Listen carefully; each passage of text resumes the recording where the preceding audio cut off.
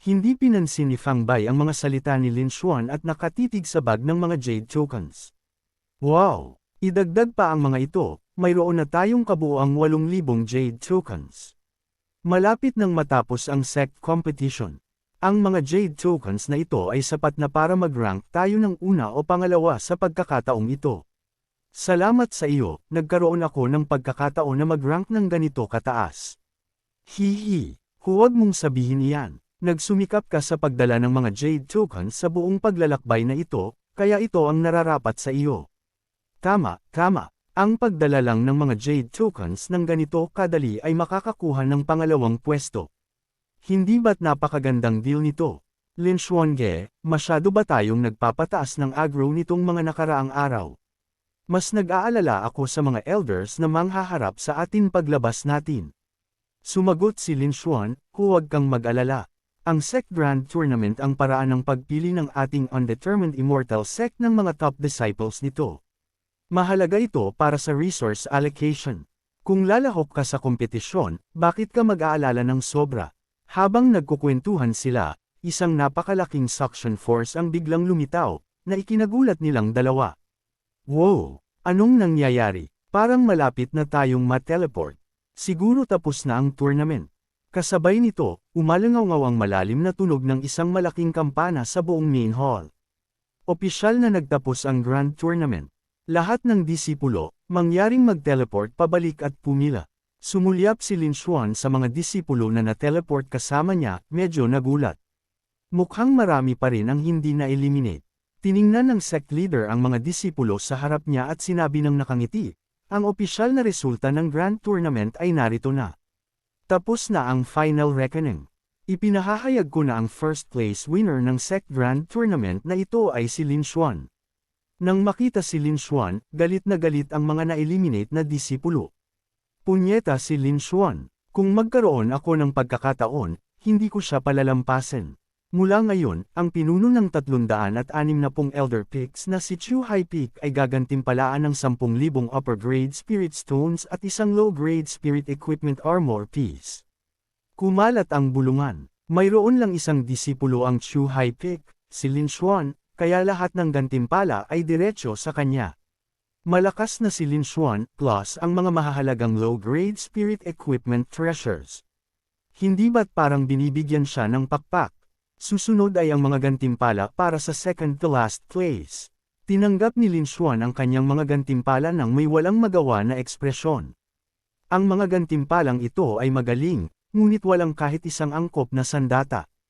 Bigla, pagkatapos matanggap ang kanyang gantimpala, sumugod si Fang Bai at ipinahid ang kanyang malalaking suso sa braso ni Lin Xuan. Lin Xuange, kung hindi dahil sa tulong mo, hindi sana ako gaanong pinahalagahan. Bumagal ka, sis, dahan-dahan lang at sabihin mo sa akin kung ano ang nangyayari. Hayaan mo muna ako, tuwang-tuwa si Fang Bai. Akala ko ay pagtutulungan ako pagkatapos umalis, ngunit pagkatapos makipag-usap ng aking master sa kanila, lahat sila ay lumapit para humingi ng paumanhin. Lumalabas na nabulag ang kanilang mga mata ng kasakiman, sumusunod sa maling tao, na nagdulot sa atin na harapin ang napakaraming tao. Masaya rin si Lin Xuan, mabuti at okay ka na. Dapat na akong bumalik at mag-empake ng mga gamit ko. Maglalakbay tayo papuntang Southern Yang Dynasty ngayong hapon. Naghihintay na makabalik sa lugar ni Lin Yunqing, nag-aalangang sinabi ni Lin Xuan, Master, maaari ko bang makuha ang low-grade Spirit Equipment Treasure na iyan? Nagkataon lang na nawawalan ako ng angkop na sandata, tanong pabalik ni Lin Yunqing. Sigurado ka ba? Masiglang. Tumango si Lin Xuan. Oo, bagaman maraming spirit fluid dito, sa aking lakas, ang pagdala ng napakaraming spirit fluid sa labas ay tiyak na magiging target ako para sa lahat. Master mo na, hindi ba't binigyan na kita ng treasure kanina? Ngumiti si Lin Xuan, sino ang nagrereklamo sa pagkakaroon ng napakaraming treasures? Hindi nagpigil si Lin Yunqing, ipinatak ang kanyang mga daliri at isang malaking kaldero ang lumitaw sa tabi ni Lin Xuan. Ito ay para sa iyo. Walang espesyal dito, ngunit tatagal ito sa iyo ng matagal. Lumapit si Lin Xuan upang suriin ang kaldero, iniisip, mukhang ordinaryo ang kaldero na ito. Walang kahit katiting na bakas ng spiritual energy. Na parang naramdaman ang kanyang iniisip, mahinang ngumiti si Lin Yunqing. Anong problema? Ayaw mo. Nang makita ang dalawang malalaking suso ng kanyang master na halos tumama sa kanyang mukha, mabilis na inalis ni Lin Xuan ang kanyang ulo. Napakalapit, nang biglaan. Sino ang makakakaya niyan? Kung hindi mo kukunin, ibabalik ko ito. Hindi, master, gusto ko. Gusto ko. Hindi lang ako sanay na makita kayong dalawa na ganoon. Yurong, agad na tinakpan ang kanyang mga mata. Huwag tignan ng bastos. Huwag tignan ng bastos. Ang dalawang ito ay naglalambingan sa harap ng isang bata, napaka hindi maintindihan. Oo nga pala, Master, plano kong bumalik sa Mortal Realm sandali sa lalong madaling panahon, sabi ni Lin Xuan. Bahagyang tumango si Lin Yunqing. Sige, mas mahalaga ang mga bagay sa pamilya. Ang buhay ng mga mortal ay 100 taon lamang. Ayusin mo ng maayos ang iyong pamilya at pagsikapang hayaan silang mabuhay ng ilang taon pa. Isipin mo na lang na nag-iiwan ka ng ilang alaala. Nang marinig ang mga salita ng kanyang master, hindi napigilan ni Lin Xuan ang maging kainahinala. Master, ayos lang ba siya? Siguro dahil isa siyang bastard child at hindi naranasan ang magkakasundo ng mga magulang na magkasama. Ang dalawang master ay talagang kawawa. Oo nga pala, Yurong, ipinagkakatiwala ko ito sa iyo.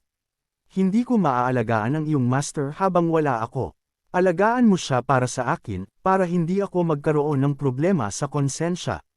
Nang marinig ang mga salitang ito, biglang namula ang pisngi ni Lin Yunqing. Ang seryosong tao na nagsasabi ng ganoong mga bagay ay napaka-cringy. Lumingon si Lin Xuan na nalilito. Nagsalita si Lin Yunqing, seryoso ba ang mga salita mo kanina?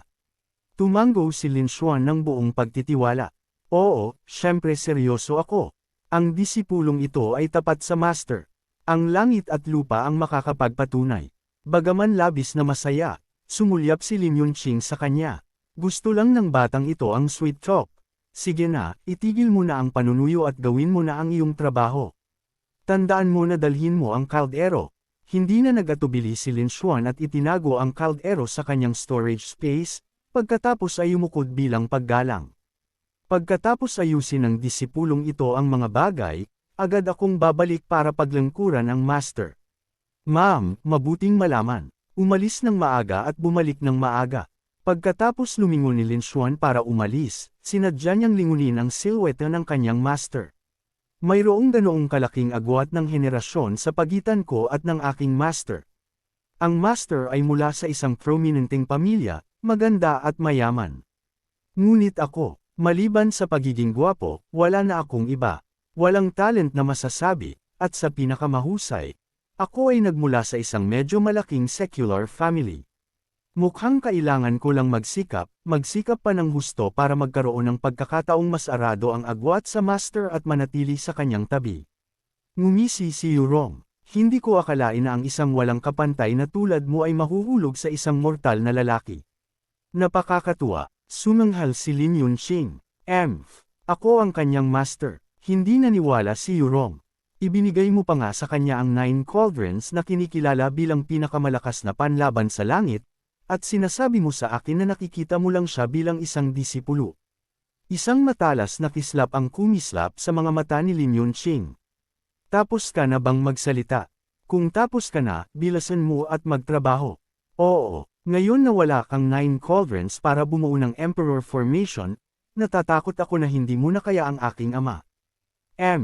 Umaasa ka sa kanya. Karapat-dapat ba siya? Punyeta, hintayin mo lang. Ipapakita ko sa iyo. Ilang araw pagkaraan, sa Pingyang Town ng Nanyang Dynasty, bumalik na si Lin Xuan at Fang Bai.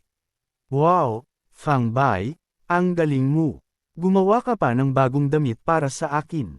Tingnan mo ang kalidad ng tela, sigurado akong gumastos ka ng malaki, di ba? Nakita ni Fang Bai na lalong naging kaaya-aya si Lin Xuan. Ay, maliit na bagay lang iyan. Nang malaman ni tatay na babalik ako sa Mortal Realm, binigyan niya ako ng maraming pera. Nang nasa Great Trial ka, inalagaan mo ako ng napakabuti, kaya sa pagkakataong ito, hayaan mo akong ilibre ka at. Ang mga salitang ito ay nagpaiyak kay Lin Xuan ng mga crocodile tears. Wow, Fang Bai, napakabuti mo sa akin. Lin Xuan ge, hindi mo na kailangang masyadong madala at umiyak. Kaunting pera lang iyan. Kasabay nito, sa maliit na mundo ni Lin Yunqing, si Yongrong na nanunood ng eksena sa pamamagitan ng isang uri ng formation ay tinakpan ang kanyang bibig at sumigaw, "Iyong kamahalan." Yung Wubay, na naliligo, ay lumingon sa tawag at nagtanong, "Ano ang problema?" Nagmadaling nagsumbong si Yurong. Lin Xuan ay naglalaro sa Mortal World kasama ang isang kakaibang babae at mukhang masaya siya ng husto. Isang kislap ang kumislap sa mga mata ni Lin Yunqing at agad siyang lumitaw sa harap ng formation, pagkatapos ay itinapon si Yurong sa gilid. "Umalis ka, hayaan mo akong makita." Nagulantang sa pagkatapon, ang dalawang maliit na katulong ay bumulong sa isa't isa. Buti na lang at lihim na naglagay ng surveillance device ang kanyang kamahalan sa bracelet ni Lin Xuan, kung hindi ay hindi natin malalaman kung gaano siya kahilig sa paglalako. Well, hindi naman niya kailangan akong ihagis, bagaman. Wow! Nakatitig sa imahe na ipinapadala sa pamamagitan ng formation, kumunot ang kilay ni Lin Yunqing. Lin Xuan, huwag mong bigan ang master na ito. Hindi pa rin alam ni Lin Xuan na pinapanood siya. Naglalakad siya pabalik-balik sa main street ng Pingyang Town. Halos pareho pa rin ito sa kanyang naaalala. Mukhang hindi nakaapekto ang digmaan sa Nanyang Dynasty. Posible bang peke ang intel na nakuha ko? Sa ibabaw, sinasabi nila na nagkakagulo ang dinastiya at kailangan ng mamumuno. Ngunit sa totoo, dahil ito sa prinsipe para lokohin ang prinsipe na bumalik para manahin ang trono, di ba? Hindi ko rin alam. Sige, hindi kita sisisihin. Baka hindi mo talaga alam. Kung ganoon, imbestigahan natin. Bahagyang tumango si Fang Bai. Kaya anong gagawin natin ngayon? Siyempre, babalik muna tayo sa bahay ko at titingnan. Pagdating sa tirahan ng kanyang pamilya, kumatok si Lin Xuan sa pinto. Agad na tumakbo palabas ang isang matandang steward, nakatingin sa kanya ng nagulat. "Ikaw ba si Young Master Lin Xuan?" Ngumiti si Lin Xuan at sinabi, "Tama. Uncle Zhao, matagal na tayong hindi nagkita." Agad siyang niyakap ng matandang steward. "Ikaw nga talaga, Young Master. Sobrang miss na kita." Na-speechless si Lin Xuan. "Uncle Zhao, huwag kang masyadong emosyonal. May nangyari ba sa bahay?" Bahagyang tumango ang matandang steward, ngunit tumingin ang kanyang mga mata kay Fang Bai sa tabi niya at agad siyang tumakbo. "Oh my! Ang ganda ng batang babaeng ito. Ikaw ba ang girlfriend ni Young Master Lin Xuan?" Nagmamadaling. Hinayla ni Lin Xuan ang matandang steward pabalik, bumubulong, "Uncle Zhao, kaibigan lang siya mula sa aking immortal sect. Huwag mo siyang takutin." "Oh, ganoon ba? Tama, Uncle Zhao, nag-uusap na tayo dito ng kalahating araw, bakit hindi pa lumalabas ang aking ama?" Pinawisan ang steward Zhao. Totoo nga, ang master, sumali siya sa hukbo ilang taon na ang nakalipas at hindi pa nakakabalik hanggang ngayon. Nang marinig ito, hindi napigilan ni Lin Xuan na magbago ang kanyang ekspresyon. "Ano? Ngunit nang bumalik ako, wala akong nakitang bakas ng digmaan sa loob ng hangganan ng Nanyang Dynasty. Kaya, bakit kailangan pang sumali ng aking ama sa hukbo?" Ipinaliwanag ng matandang butler, 7 taon na ang nakalipas, sinalakay ng mga big shots ng Liang Dynasty ang Nanyang at ang traidor na si Zhao Man ay namuno ng mga tropa mula sa loob, sinalakay ang ating 6 na frontline armies. Sa loob lang ng kalahating taon, ganap na nawasak ang frontline, at doon sumali sa militar ang master. Kung hindi dahil sa pagbabalik ng kanyang kamahalan mula sa Immortal Sect 5 taon na ang nakalipas, na namuno sa hukbo upang puksain ang lahat ng kalaban sa loob ng hangganan, ang Nanyang Dynasty ay nawasak na sana at lahat tayo ay magiging alipin. Nasaan na ang aking tatay ngayon?